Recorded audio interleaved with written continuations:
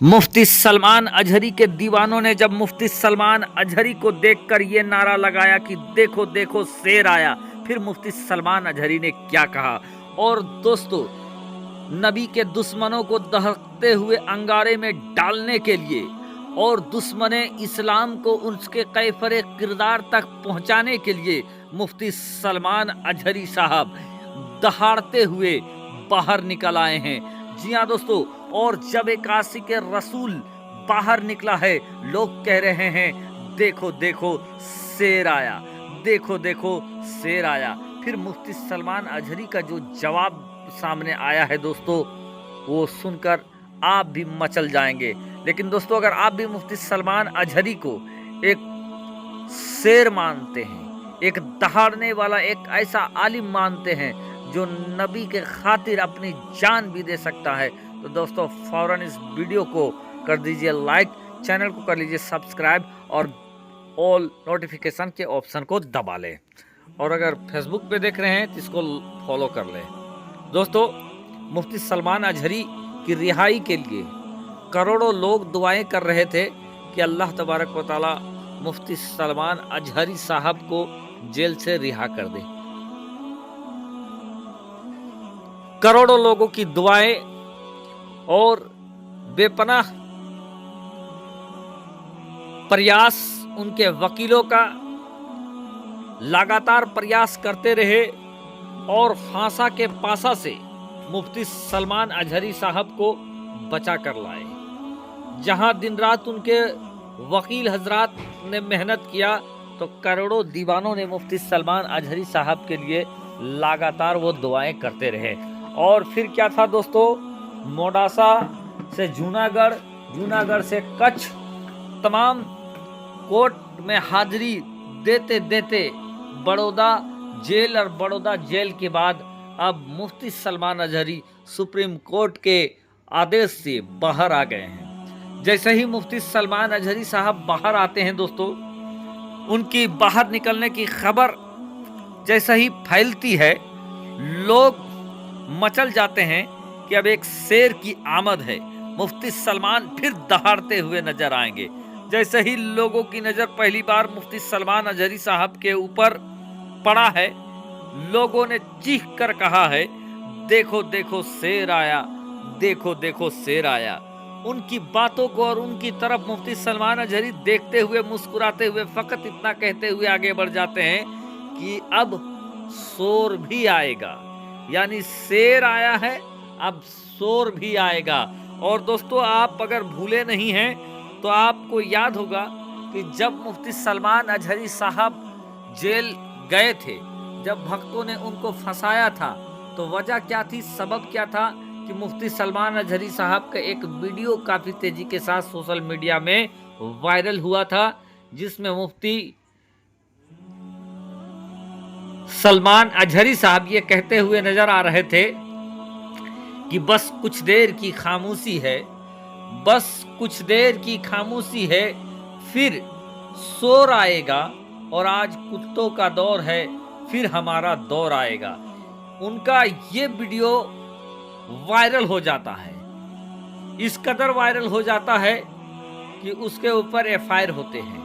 हालांकि मुफ्ती सलमान अजहरी साहब का और उनके पक्ष के जो लोग थे, उनका कहना था कि इसमें मुफ्ती सलमान अजहरी साहब ने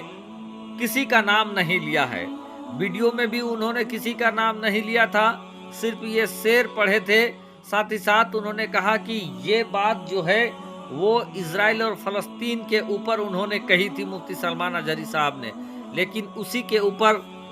मुफ्ती सलमान अजहरी साहब के ऊपर गुजरात के 3 जगहों पे केस होता है, और तीनों जगह से केस रजिस्टर हो जाते हैं, और गुजरात की एसटीएफ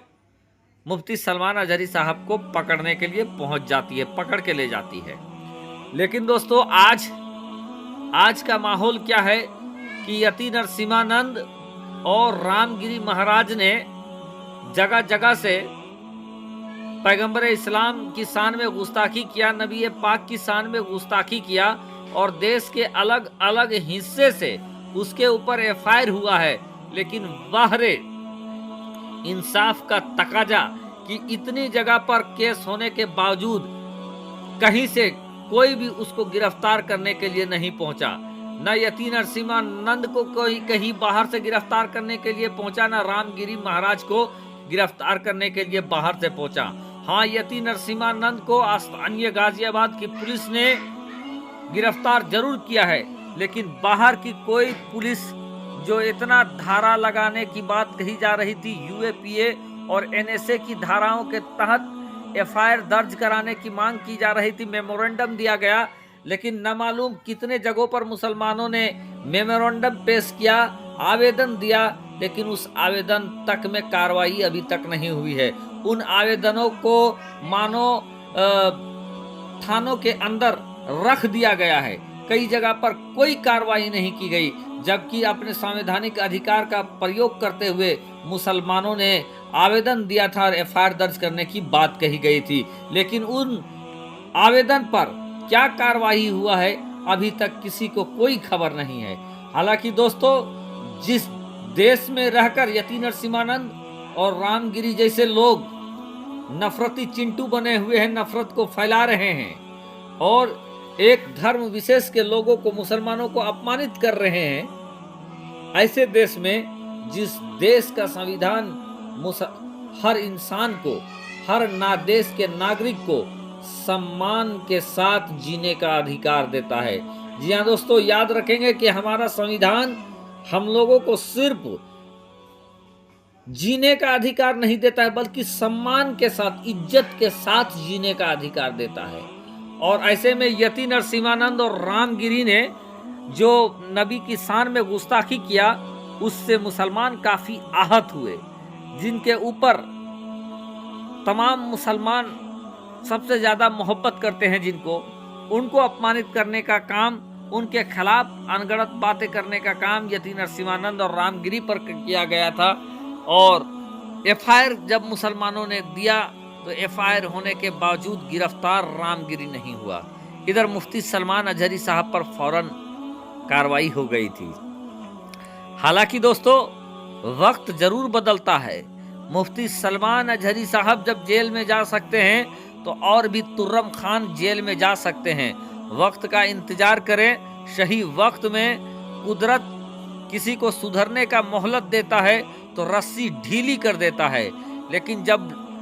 रस्सी ढीली होने के बाद कोई सुधरता नहीं है तो कुदरत एक झटके में रस्सी खींचता है और फिर वो लटक कर रह जाता है। दोस्तों, कोविड में हम लोगों ने देखा कि पूरी दुनिया कैसे जरा सी कुदरत के मार से कैसे तड़प और छटपटा उठी थी दोस्तों।